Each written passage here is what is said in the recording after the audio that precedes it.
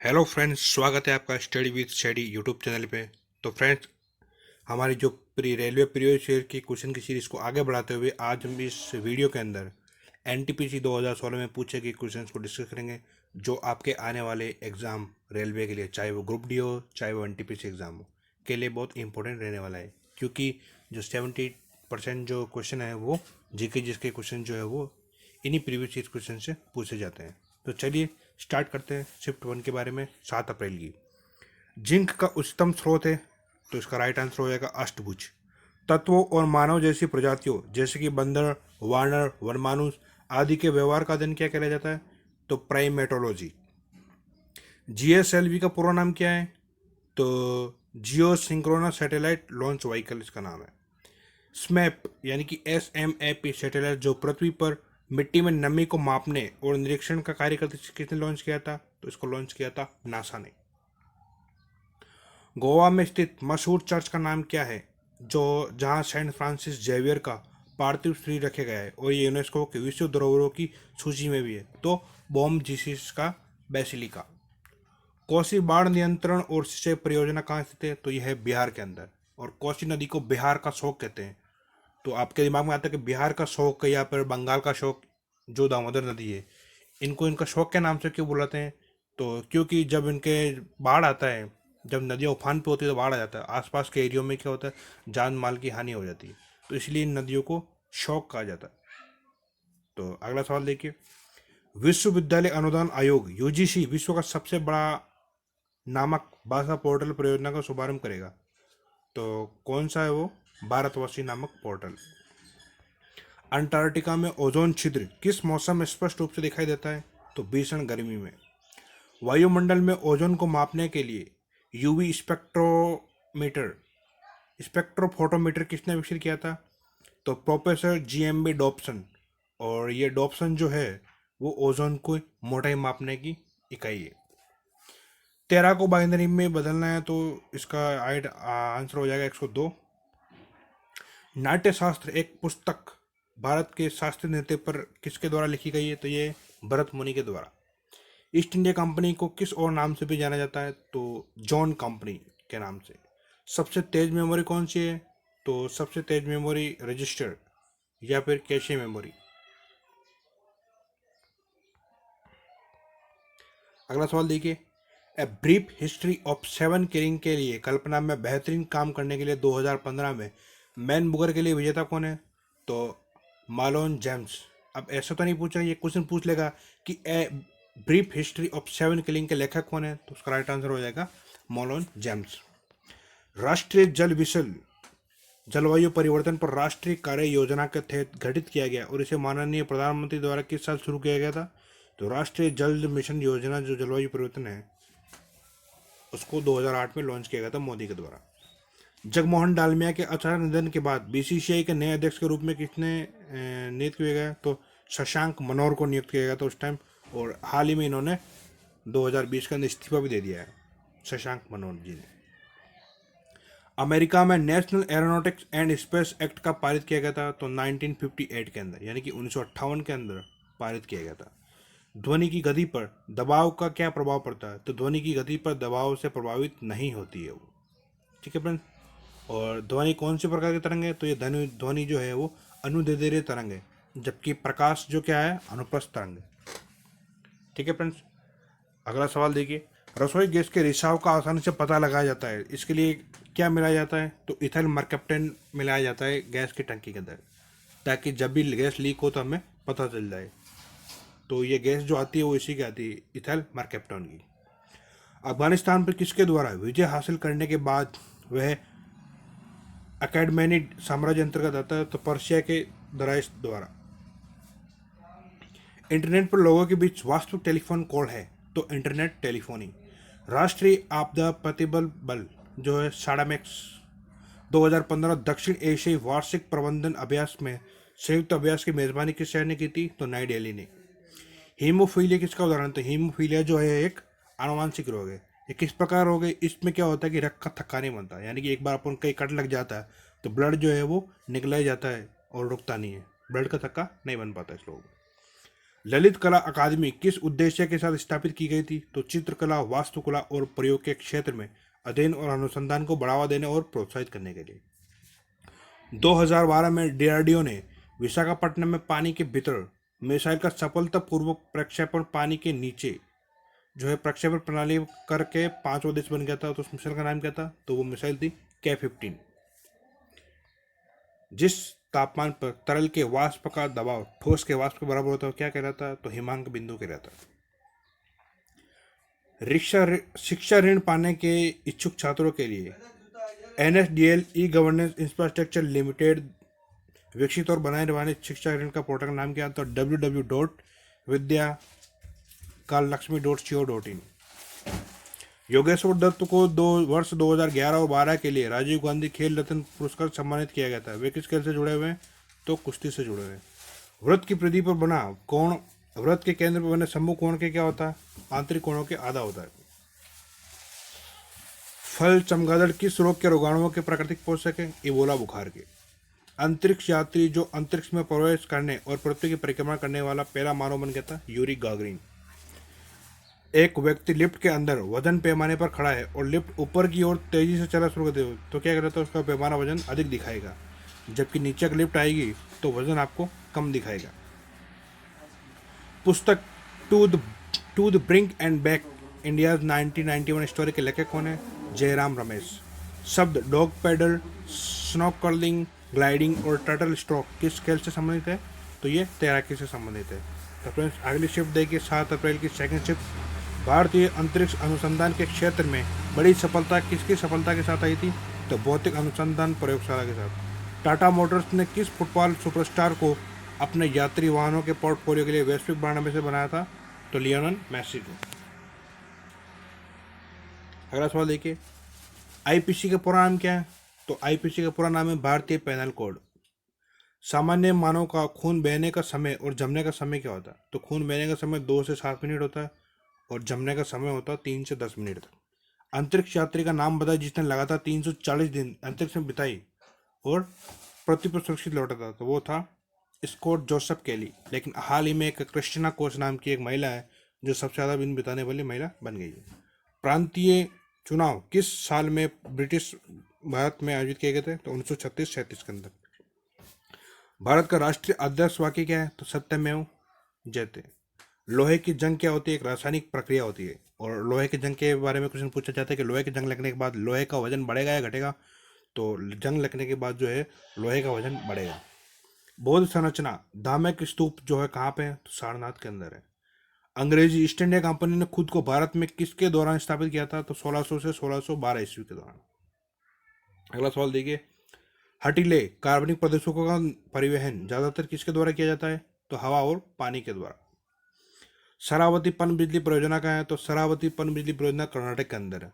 और शरावती जो है इस पे सबसे बड़ा क्या एक जलप्रपात भी है जिसको बोलते हैं जोग या गरसपा, ये शरावती नदी पर ही। भारतीय रेलवे द्वारा एक परीक्षण के आधार पर पेश किए जाने वाली हाइब्रिड वैक्यूम टॉयलेट किसमें अपने निर्वहन का निपटान करते हैं? तो बायो डाइजेस्टर टैंक में। 1971 में स्वतंत्रता की घोषणा के बाद बांग्लादेश के प्रथम प्रधानमंत्री का नाम बताएं। शेख मुजीबुर रहमान। और शेख मुजीबुर रहमान वही व्यक्ति है जो हाल ही अभी जो लेटेस्ट कह रहे अभी जो वर्तमान में जो बांग्लादेश की प्राइम मिनिस्टर है शेख हसीना, तो इनके पिताजी का नाम है, ये पिताजी है इनके, शेख मुजीबुर रहमान। डीएनए परीक्षण के संबंध में विषम का पता लगाए। पोलियो। कौन सा नव विकसित हरे गैस विषैले सेल्यूलोजा एरोजोल के संबंध में सच है? बेकार कागज से बना है ये। क्या बना है? ये सेल्यूलोजा एरोजोल। रोगों को फैलाने वाले कीड़ों को क्या कहते हैं? वेक्टर कहा जाता है इनको। पीसीबी का पूरा नाम क्या है? Printed circuit board. और पीसीबी के नाम से क्रिकेट बोर्ड भी है पाकिस्तान का, पाकिस्तान क्रिकेट बोर्ड। किसी भी सुरक्षित वेबसाइट के यूआरएल में सुरक्षा प्रमाण पत्र पैडलॉक का रंग क्या होता है? हरा होता है। मूलभूत अधिकारों में से सबसे ज़्यादा हमारे संविधान के कितने अनुच्छेद में है? तो मूलभूत जो है ये 12 से 35 तक है और ये भाग 3 के अंदर आते हैं और ये हमारे मूलभूत अधिकार है। इनको जो है भारत का मैग्ना कार्टा कहा जाता है। कंप्यूटर फाइल नाम एक्सटेंशन INF किसको संदर्भित करती है? तो स्थापना फाइल को। आज़ाद हिंद फौज की गठन कब किया गया था? तो इंडियन नेशनल आर्मी INA का गठन किया गया था 1942 के अंदर, और इनका गठन जो है वो रास्पबेरी बोस के द्वारा किया गया। मानव रहित उपग्रह का पहला सफल परीक्षण कक्षीय प्रक्षेपण किसके द्वारा किया गया था? तो सोवियत संघ के द्वारा। माउंट एवरेस्ट की चोटी समुद्र के स्तर से लगभग कितना फुट ऊपर है? तो 29,000 फुट। राष्ट्रीय मानवाधिकार आयोग के 7वें अध्यक्ष के रूप में किसने कार्यभार संभाला था? HL दत्तू ने। नेटवेयर एक कंप्यूटर नेटवर्क ऑपरेटिंग सिस्टम है जिसे किसके द्वारा विकसित किया गया? नोवेल के द्वारा। पावर ट्रांसफार्मर की कार्य प्रणाली का सिद्धांत किस पर आधारित है? तो फेराडे के नियम पर। कौन से चोल राजा ने मालदीव के द्वीपों पर दरियाई विजय पाई थी? तो राजा ने। इसके बाद देखिए, एंटीबायोटिक किस कवक से प्राप्त की जाती है? तो पेनिसिलिन से प्राप्त की जाती है, और इसकी खोज किसने की थी? अलेक्जेंडर फ्लेमिंग ने। ठीक है फ्रेंड्स, अब आखिरी शब्द की चर्चा करते हैं। तो देखिए, कौन सा लुप्त प्राय भारतीय औषधीय पौधा प्रजाति है? तो वो तुलसी। हीराकुंड डैम किस नदी पर है? तो हीराकुंड डैम जो है वो महानदी पर, और ये कहाँ स्थित है? ओडिशा के अंदर। तारामंडल के नामकरण के लिए कौन सी एजेंसी जिम्मेदार है? तो अंतर्राष्ट्रीय खगोलीय संघ। चेचक के लिए टीका किसने प्रदान किया था? तो एडवर्ड जेनर ने। भारत का 99वां संविधान संशोधन किसके बारे में है? तो राष्ट्रीय न्यायिक नियुक्ति आयोग की स्थापना करना। नेताजी सुभाष चंद्र बोस ने कौन से दल की स्थापना की थी? तो ऑल इंडिया फॉरवर्ड ब्लॉक की स्थापना की थी। न्यूजीलैंड में कौन से रंग सुनामी चेतावनी संकेतों के लिए इस्तेमाल किए जाते हैं? तो सफेद और नीला। संविधान का कौन सा संशोधन सरकार में निजी उच्च शिक्षा संस्थानों के रूप में अन्य पिछड़े वर्गों के लिए 27% आरक्षण प्रदान करता है? तो 93वां संशोधन। एक घरेलू गैस में LPG किस में संग्रहित की जाती है? तो किसी भी अवस्था में की जा सकती है। ग्रंथों के गृह पथों का सामान्य आकार क्या होता है? तो वो होता है अंडाकार। कितनी बिट्स एक बाइट के बराबर होती है? तो वो 8 बिट्स।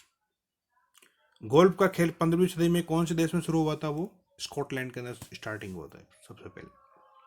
महारानी एलिजाबेथ द्वितीय हाल ही में ब्रिटेन में सबसे लंबे समय तक राज करने वाली सम्राट बन गई है। उसने किसके द्वारा निर्धारित रिकॉर्ड पास कर दिया था? महारानी विक्टोरिया के। साबुन में एंटीसेप्टिक गुण किस मिश्रण के कारण पाया जाता है? तो बिथियोलन के कारण। तो एंटीसेप्टिक गुण क्या होता है? तो ये होता है जब भी हमारा कट लग जाता है शरीर के अंदर, कुछ घाव वाव हो जाता है, वो सही हो जाते हैं। तो कई बार के साबुन से साफ किए जाते हैं, घाव को साबुन से अच्छे से साफ करते हैं। तो इसको क्यों यूज करते हैं? इसकी एंटीसेप्टिक गुण के कारण ये इंपॉर्टेंट होती है साबुन। डेज ऑफ ग्रेस किस टेनिस लेजेंड की जीवनी है? तो डेज ऑफ ग्रेस जो है वो आर्थर एश की है। अफ्रीका का सबसे ऊंचा पर्वत किलिमंजारो किस देश में स्थित है? तो ये तंजानिया के अंदर है। भारत में पुर्तगालियों ने किस स्थान पर अपने पहले किले का निर्माण किया था? तो कोचीन के अंदर। और भारत में सर्वप्रथम राज किसने किया था? तो ये स्टार्टिंग के अंदर आए थे, जो पुर्तगाली आए थे, और इन्होंने गोवा पे कब्जा जमाया था। अपनी फैक्ट्री कोचीन के अंदर की स्टाफ की थी, गोवा के अंदर। और आखिर में 19 दिसंबर 1961 को इन्होंने गोवा को आज़ाद किया था। यानी सबसे पहले आए थे और सबसे बाद में गए थे, वो पुर्तगाली थे। इसीलिए 19 दिसंबर को हर साल जो है गोवा लिबरेशन डे मनाया जाता है। ठीक है फ्रेंड्स। जबकि अगर पूछ ले गोवा स्थापना दिवस कब है, तो स्थापना दिवस जो है वो 30 मई को मनाया जाता है। कौन सा यंत्र होता है जो डिजिटल जानकारी को एनकोड करने के लिए संकेतों को मॉड्यूलेट करता है और संचारित जानकारी को डिकोड करने के लिए संकेत को डीमॉड्यूलेट करता है? वो क्या है? मोडेम। मोडेम का काम है तो जो डिजिटल जानकारी होते हैं उनको एनकोड करना, यानी कि सिग्नल को जो मॉड्यूलेट करना और डीमॉड्यूलेट करना। मुंबई वासियों के लिए भारतीय डाक सेवा के द्वारा शुरू किए गए माई स्टैम्प की मुख्य विशेषता क्या है? तो अपनी व्यक्तिगत डाक स्टैम्प प्राप्त करो, इसकी व्यक्तिगत विशेषता है।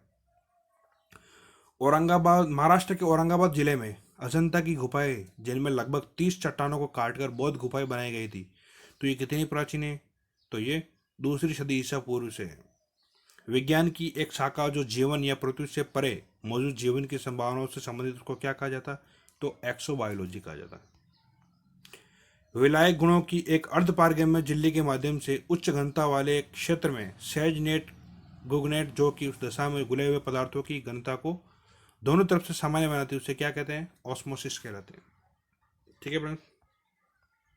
अगला सवाल देखिए, कौन से दंत चिकित्सकों द्वारा एनेस्थेटिक के स्थापनापन के रूप में इस्तेमाल किया जाता है? तो नाइट्रस ऑक्साइड, यानी कि हंसाने वाले गैस को। जब दांतों में कुछ प्रॉब्लम होती है तो उस दांतों की जगह को शून्य करने के लिए कुछ समय के लिए शून्य करने के लिए जो है वो नाइट्रस ऑक्साइड का यूज़ करते हैं डॉक्टर, जो दंत चिकित्सक होते हैं वो। कुंभ का मेला मध्य प्रदेश के कौन से शहर में लगता है? तो ये मध्य प्रदेश के उज्जैन के अंदर लगता है, शिप्रा नदी के किनारे। ठीक है फ्रेंड। प्रकाश उत्सर्जक डायोड यानी कि light emitting diode, LED, electronic उपकरणों में प्रयोग किया जाता है। इसे टेलीविजन क्या छोड़ता है? तो टेलीविजन क्या छोड़ेगा? रेडियो तरंगे। कार्बन क्रेडिट से आप क्या समझते हैं? तो यह अनुमति दिए गए कार्बन उत्सर्जन और वास्तव में कार्बन उत्सर्जन उत्सर्जित किए गए के आधार पर संस्था को सम्मानित और क्रेडिट करते हैं। इसका कारोबार भी किया जा सकता है। तो ये होता है कार्बन क्रेडिट। कौन से स्वतंत्रता सेनानी ने जेल की दीवारों पर महाकाव्य कमला लिखा था? तो कौन से थे वो? वीडी सावरकर।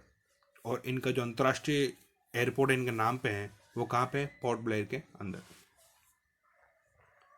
एक सहकारी समिति में पालन किए जाने वाला सिद्धांत कौन सा है? तो एक आदमी एक वोट। किसने माउंट आबू के पास कायदान गांव में गौरी राजवंश के मोहम्मद गौरी को हराया था? तो मूलराज द्वितीय था जिन्होंने सबसे पहले मोहम्मद गौरी को हराया था कायदान गांव में। अगला सवाल देखिए, जापान की राष्ट्रीय पोशाक क्या है? तो राष्ट्रीय पोशाक को बोलते हैं जापान की किमोना।